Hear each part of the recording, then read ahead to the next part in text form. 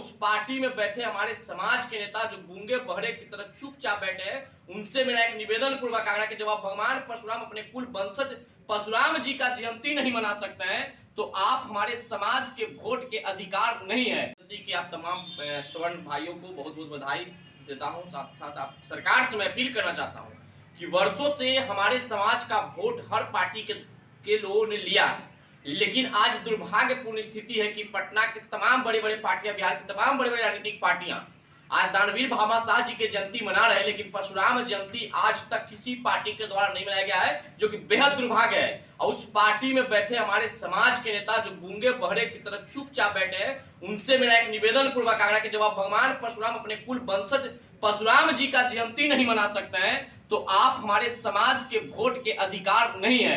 आपको मेरा समाज का वोट लेने का अधिकार नहीं है। और इस प्रकार 2024 और 25 के चुनाव में आप सबको हम जवाब देंगे।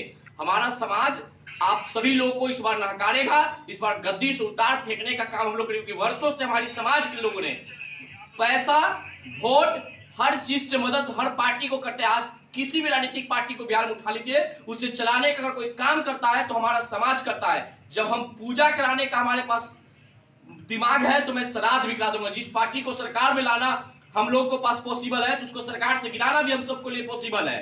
जब हम चाह जाएंगे तो आपको सत्ता से बेदखल करने का काम करेंगे। और हमें परशुराम वंशजों के लिए, जिस पार्टी को परशुराम वंशजों का वोट चाहिए, जिस पार्टी को सवर्ण समाज का वोट चाहिए, तो आप अंबेडकर छात्रावास गरीब दलित छात्र छात्राओं के लिए बना सकते हैं, कुशवाहा के लिए पटेल छात्रावास बना सकते हैं, कर्पूरी छात्रावास बना सकते हैं। तो गरीब सवर्ण समाज के लिए, लाला राजपूत, ब्राह्मण, भूमियार के गरीब छात्र छात्राओं के लिए आप सवर्ण समाज का एक छात्रावास का निर्माण कराएं, ताकि उसमें हमारे समाज का गरीब छात्र छात्राएं पढ़ के अपना उज्जवल भविष्य कायम कर सके। दूसरी मांग हमारा है यूपीएससी और बीपीएससी में मेंस के रिजल्ट निकालने के बाद पीटी की तैयारी के लिए सभी समाज के छात्र छात्राओं को बिहार सरकार के द्वारा उसे पीटी की तैयारी के लिए सारे खर्च उठाता है, लेकिन इससे हमारे समाज की छात्र छात्राओं आज भी वंचित है, उसे भी लागू करना पड़ेगा। अगर लागू नहीं हुआ तो आने वाला 24 और 25 में अपने वोट के ताकत से आपकी औकात बता देंगे।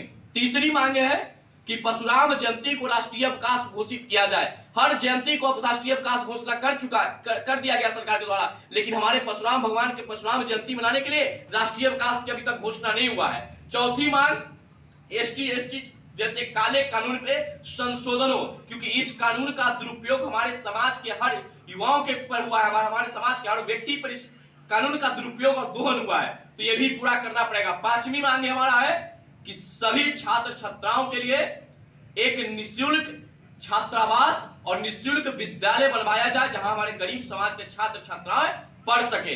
इसी मांग के साथ हम पूरे समाज के साथ आगे बढ़ रहे हैं। और ये मांग के साथ जोन खड़ा होगा, जो पार्टी खड़ा होगा, जिस सरकार के द्वारा इस मांग को पूरा किया जाएगा, हमारा समाज का समर्थन और सपोर्ट उसी पार्टी को जाएगा। अगर ऐसा कोई नहीं करना उचित समझा तो उसको सत्ता से बेदखल करेंगे, क्योंकि हाथ में खनकता उसको तलवार कहते हैं और सब पार्टी को धूल चटा दे उसको परशुराम वंशज कहते हैं। अगर हमारी वोट चाहिए तो मेरी बात करने पड़ेगा। वोट हमारा, राज तुम्हारा, अब नहीं चलेगा। माल महाराज के मिर्जा खिलो होली वाले नीति से आप लोग आगे बढ़िए और हमारे समाज के युवाओं को, हमारे समाज के किसानों को, हमारे समाज के हर व्यक्ति को, हर पहलू को मदद करना पड़ेगा, सहयोग देना पड़ेगा। अगर नहीं दी, हमारे समाज को नकारिएगा, हमारे समाज को अनदेखा कीजिएगा तो आपको सत्ता से उतार देंगे। और आज पटना में दानवीर जी का जयंती मना, पटना में वीर कुंवर सिंह जी का चौक हो सकता है, महाराणा प्रताप जी का चौक हो सकता है।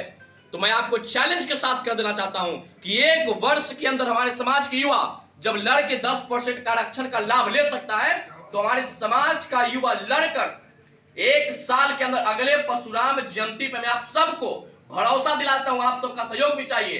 1 साल के अंदर पटना के किसी एक बड़े चौक को परशुराम चौक का दर्जा देना पड़ेगा। इसके लिए लड़ाई हम लोग लंबी लड़ेंगे और हम अपने समाज के नेता जो राज्यसभा के सांसद हैं, लोकसभा के सांसद हैं, विधानसभा के विधायक हैं, या विधान परिषद के सदस्य हैं, आप सबों को इस मांग पर समर्थन करना पड़ेगा। अगर इस मांग पे आप समर्थन नहीं करते हैं, इस मांग को आप बेजोड़ तरीके से सदन के अंदर नहीं उठाते हैं, तो आप सबको भी 24 और 25 में सत्ता से बेदखल करेंगे और सीट से हराने का काम करेंगे, क्योंकि मेरा समाज का नेतृत्व वही करेगा जो मेरा समाज का बात करेगा। जय परशुराम, जय हिंद साथियों।